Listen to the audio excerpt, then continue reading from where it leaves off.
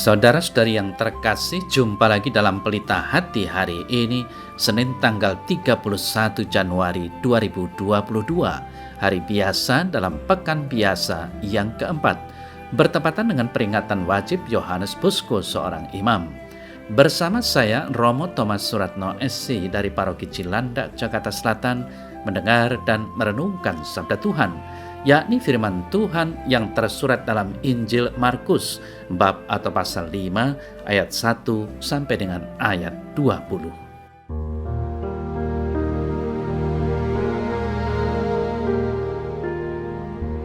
Sekali peristiwa sampailah Yesus dan para muridnya di seberang danau di daerah orang Gerasa. Baru saja Yesus turun dari perahu, datanglah seorang yang kerasukan roh jahat dari pekuburan menemui dia. Orang itu diam di sana dan tidak ada seorang pun lagi yang sanggup mengikatnya, sekalipun dengan rantai, karena sudah sering ia dibelenggu dan dirantai, tetapi rantainya diputuskannya dan belenggunya dimusnahkannya, sehingga tidak ada seorang pun yang cukup kuat untuk menjinakkannya. Siang malam ia berkeliaran di pekuburan dan di bukit-bukit sambil berteriak-teriak dan memukuli dirinya dengan batu. Ketika ia melihat Yesus dari jauh, berlarilah ia mendapatkannya, lalu menyembahnya, dan dengan keras ia berteriak, "Apa urusanmu dengan aku, hai Yesus, Anak Allah yang Maha Tinggi? Demi Allah, jangan siksa aku." Karena sebelumnya Yesus mengatakan kepadanya, "Hai engkau roh jahat, keluar dari orang ini." Kemudian ia bertanya kepada orang itu, "Siapa namamu?" Jawabnya, "Namaku Legion, karena kami banyak." Ia memohon dengan sangat supaya Yesus jangan mengusir roh-roh itu keluar dari daerah itu. Adalah di sana di lereng bukit sejumlah besar babi sedang mencari makan. Lalu roh-roh itu meminta kepadanya, katanya, "Suruhlah kami pindah ke dalam babi-babi itu, biarkanlah kami memasukinya." Yesus mengabulkan permintaan mereka. Lalu keluarlah roh-roh jahat itu dan memasuki babi-babi itu.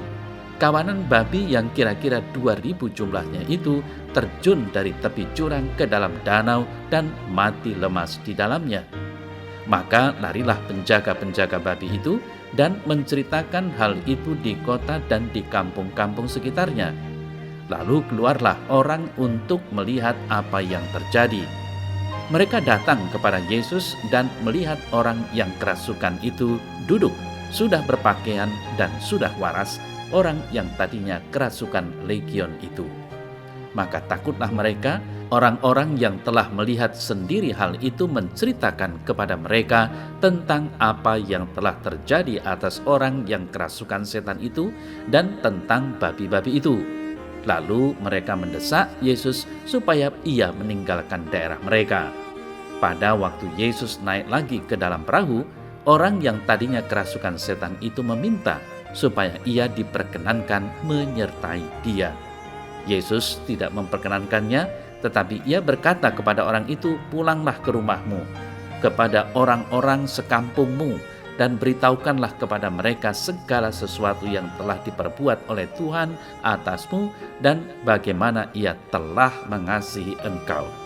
Orang itu pun pergilah dan mulai memberitakan di daerah Dekapolis segala apa yang telah diperbuat Yesus atas dirinya, dan mereka semua menjadi heran.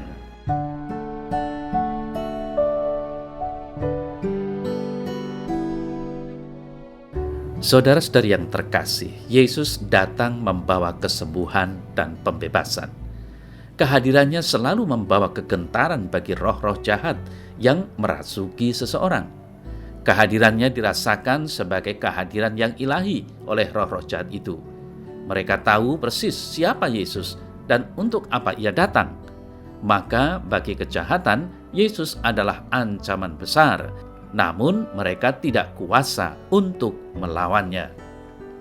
Saudara-saudari yang terkasih, roh-roh jahat dalam diri orang Gerasa tunduk pada Yesus dengan menyebutkan nama mereka sebagai legion. Selama ini mereka, roh-roh jahat itu, berkuasa atas orang Gerasa itu. Kehadiran Yesus menjadi ancaman kehancuran bagi legion. Kesadaran itu menjadi konkret nyata. Kata-katanya mempunyai daya ilahi yang membebaskan. Yesus berkuasa atas mereka. Iman dan kasih Tuhan yang hadir dalam diri kita juga mempunyai daya kuasa yang mampu mengusir kejahatan-kejahatan dalam diri kita. Namun, saudara saya terkasih, tidak jarang seperti penduduk Gerasa, justru kita sendiri yang meminta Yesus untuk pergi dan menjauh. Apakah ini tandanya bahwa mereka semua telah dikuasai yang jahat? Bisa jadi demikian. Karena itu mereka takut dengan yang ilahi.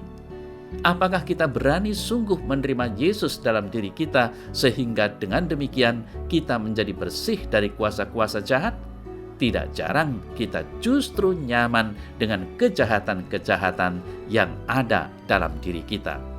Saudara-saudara terkasih, karena Roh Kudus yang bersemayam dalam tubuh kita, maka tubuh kita menjadi bait Allah Roh Kudus. Sadarilah bahwa tubuh kita dikuduskan dan disucikan untuk menjadi tempat tinggalnya berkat Allah, damai dan cinta kasih, kebenaran dan kelemah lembutan.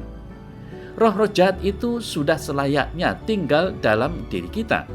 Ini hanya bisa terjadi jika kita sungguh-sungguh menerima Yesus yang hadir dalam diri kita masing-masing. Setiap minggu, bahkan setiap hari, kita dimungkinkan untuk menyambut tubuh Kristus dalam Ekaristi. Itulah cara paling konkret kita menerima Tuhan yang hadir secara nyata. Semoga dengan demikian kehadiran kita juga menjadi tanda kehadiran yang ilahi bagi yang lain.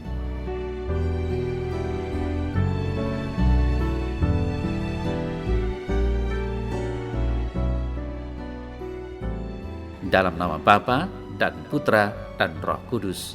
Amin. Ya Tuhan, ajarilah aku untuk berjuang karena kasih dan demi kebenaran. Kuatkanlah aku ketika menghadapi berbagai tantangan yang melelahkan kasih dan iman kami. Semoga karena rahmat-Mu kami mampu menjadi sakramen-sakramen yang hidup. Amin. Semoga Allah yang Maha Kuasa memberkati saudara sekalian, Bapa, Putra, dan Roh Kudus. Amin.